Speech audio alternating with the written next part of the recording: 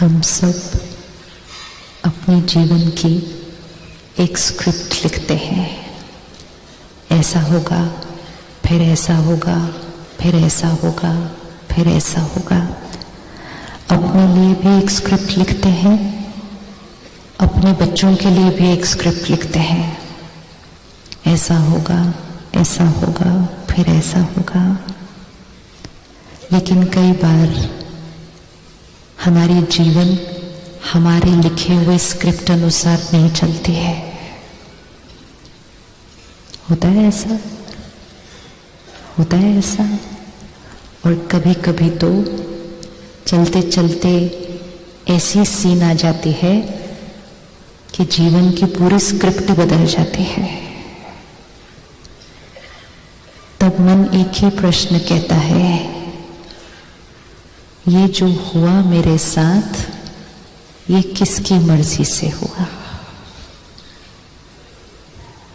परसों हम लोग एक परिवार से मिलने गए बॉम्बे में।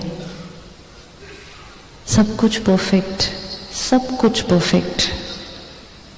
और उनका 16 साल का बच्चा 4 दिन पहले टेरेस पे था, खेल रहा था। एक कबूतर कहीं अटक गया। उस कबूतर को छुड़ाते छुड़ाते उस बच्चे का टेरेस पे से पैर स्लिप हो गया।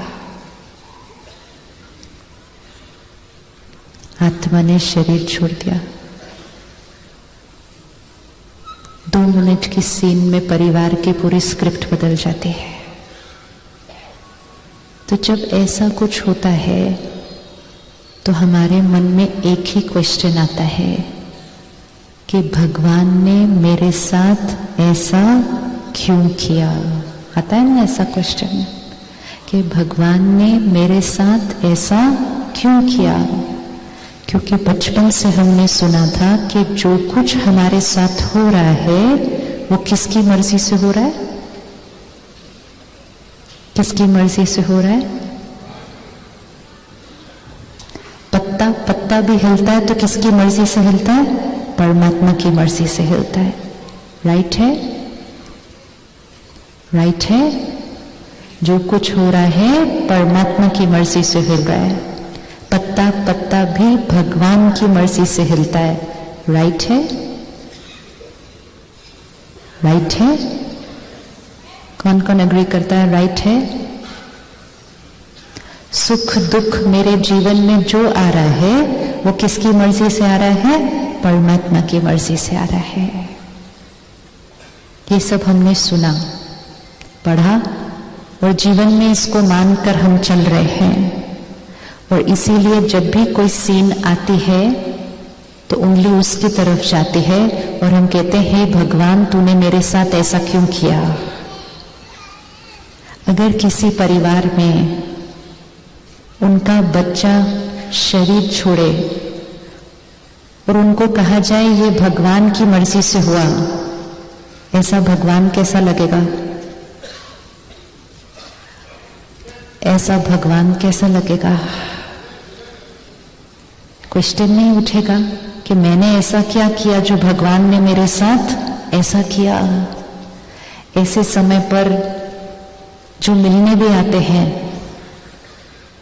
वो एक ही लाइन कहते हैं, क्या कर सकते हैं, ईश्वर की मर्जी थी। तो ये लाइन बोल बोलकर सुन सुनकर हमारे मन में पक्का हो चुका है कि ये जो हो रहा है ये इसकी मर्जी से हो रहा है। हमने कभी भी रुककर ये चेक भी नहीं किया कि भगवान हमारे साथ ऐसा क्यों करेगा। एक क्षण अपने आप से पूछते हैं, आज जो कुछ दुनिया में हो रहा है, जो कुछ हो रहा है, कहीं अर्थक्वेक आ रहा है, कहीं फ्लड आ रहा है, कहीं भूकंप आ रहा है, कहीं टेररिस्ट अटैक है, कहीं बीमारी है, कहीं एक्सीडेंट है, कहीं कुछ और है, ये सब उसकी मर्जी से होता है। ये सब उसकी मर्जी से होता है। जब नेपाल में अर्थक्वेक आया 2 मिनट का होता है, लेकिन 2 मिनट में कितनी आत्माओं की जीवन बदल जाती है, सिर्फ 2 मिनट में। तो किसी ने फेसबुक पर लिखा कि हे भगवान, मुझे जीवन लग गया घर बनाने में और तुम्हें 2 मिनट लगे मेरा सब कुछ तोड़ने में, तो ब्लेम किस पर गया? तो ऐसे ईश्वर से फिर हम डरने लगे, क्योंकि ये तो कुछ भी कर देता है हमारे जीवन में। जो कुछ सुना, जो कुछ पढ़ा, 2 मिनट के लिए साइड पे रखते हैं। जिसने भी कहा किसी भाव से कहा होगा, लेकिन कई बार भाव इंटरप्रेट राइट नहीं होता है, तो 2 मिनट उसको साइड पर रखते हैं। फ्रेश माइंड से अपने आप से पूछते हैं, अगर भगवान मेरा भाग्य लिख रहा होता, अगर भगवान सारी सृष्टि का भाग्य लिख रहा होता, तो एक वर्ड में बताओ ये दुनिया कैसी होती है?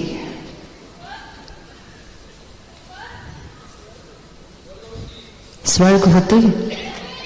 मतलब सबका भाग्य कैसा होता? परफेक्ट, परफेक्ट और परफेक्ट होता। आज अगर हमें पावर मिल जाए अपने बच्चे का भाग्य लिखने की,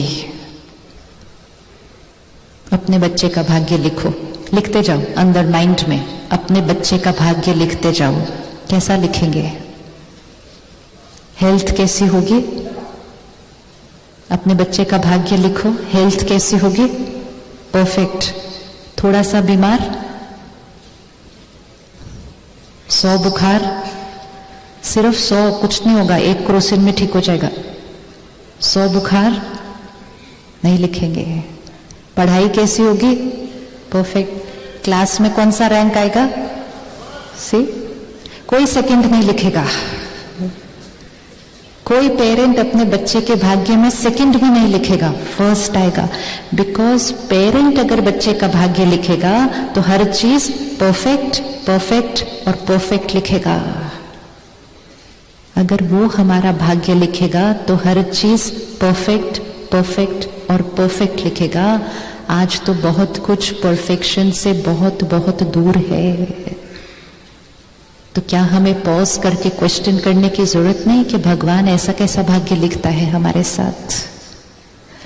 अगर हमारे 2 बच्चे हैं और हमें 2 का भाग्य लिखना है, एक बहुत आज्ञाकारी है, एक थोड़ा मस्ती करता है, 2 का भाग्य लिखना है, किसका थोड़ा ज्यादा अच्छा लिखेंगे? दोनों का सेम। जो आज्ञाकारी है उसका थोड़ा अच्छा नहीं लिखेंगे? नहीं, दोनों का सेम। ये सेकंड लॉ है। अगर पेरेंट बच्चों का भाग्य लिखेगा तो पहला परफेक्ट लिखेगा, सेकंड दोनों का इक्वल लिखेगा। एक का कम, एक का ज्यादा नहीं लिखेगा। आज अपना भाग्य देखते हैं, एक परफेक्ट नहीं, दूसरा इक्वल तो बिल्कुल नहीं, बिल्कुल नहीं। किसी का 4 देशों में मकान है, किसी को रात को सड़क पर सोना पड़ता है, किसी का 100 वर्ष की आयु तक शरीर निरोगी है, कोई पैदा होते ही बीमार है, कोई ऐसे घर में पैदा होता है जहां 20-25 लोगों का परिवार है, और किसी के पास पैदा होते ही परिवार ही नहीं है। अलग अलग क्यों? अलग अलग क्यों? अगर वो लिख भी रहा है तो सबका कैसे लिखना पड़ेगा उसको? इक्वल। तो आज हमारा भाग्य ना परफेक्ट है ना इक्वल है, तो क्वेश्चन मार्क है। बचपन से एक और कॉन्सेप्ट सुना था, जैसा कर्म वैसा फल। राइट है? राइट है? ये भी राइट है, वो भी राइट था। पहले हमने कहा जो कुछ हो रहा है वो भगवान की मर्जी से हो रहा है, तो हमने कहा वो भी राइट है। सेकंड है जो कुछ हो रहा है वो मेरे कर्म का फल है, वो भी राइट है। दोनों राइट है, दोनों राइट है। दोनों कैसे राइट हो सकता है एट ए टाइम? दोनों को देखते हैं फिर से। सपोज इस सोफे पर भगवान बैठा है, एक कॉन्सेप्ट है जो कुछ हो रहा है वो इसकी मर्जी से हो रहा है। जो कुछ हो रहा है मेरे साथ, अच्छा भी बुरा भी, वो इसकी मर्जी से हो रहा है। तो सारी रिस्पॉन्सिबिलिटी किसकी? मेरी रिस्पॉन्सिबिलिटी कितनी? कुछ नहीं, उसकी जिम्मेवारी। वन कॉन्सेप्ट है वो। दूसरा कॉन्सेप्ट है जैसा मेरा कर्म वैसा मेरा फल। सारी रिस्पॉन्सिबिलिटी किसकी? मेरी। इसकी रिस्पॉन्सिबिलिटी कितनी? कुछ भी नहीं। दोनों राइट कैसे हो सकते हैं? दोनों तो कंप्लीटली ऑपोजिट है। सी, दोनों कंप्लीटली ऑपोजिट है, लेकिन बचपन से हमारा राइट। अब दोनों डिफरेंट हैं। अब हमें आज डिसीजन लेना पड़ेगा कि दोनों में से कौन सा राइट है। अगर भगवान हमारा भाग्य लिखेगा, एक हमारा भाग्य परफेक्ट होना चाहिए, दूसरा हमारा भाग्य इक्वल होना चाहिए। अगर हमारा कर्म हमारा भाग्य लिखेगा, हमारे बहुत सारे कर्म बहुत सुंदर हैं, लेकिन बीच बीच में हम कुछ गड़बड़ भी कर देते हैं। तो क्योंकि हमारे कर्म परफेक्ट नहीं, तो हमारा भाग्य भी परफेक्ट नहीं। क्योंकि हमारे कर्म इक्वल नहीं, हम अलग अलग क्वालिटी के कर्म करते हैं, तो हमारा भाग्य भी फिर एक जैसा नहीं। अब दोनों में से एक कॉन्सेप्ट उठाना है, एक को छोड़ना है। तो कौन सा वाला पकड़ेंगे?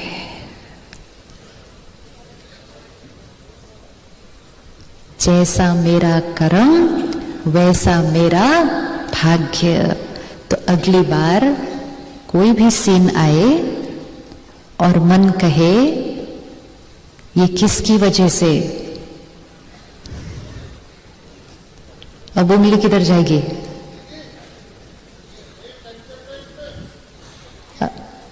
बीच में नहीं, बाद में बात करेंगे।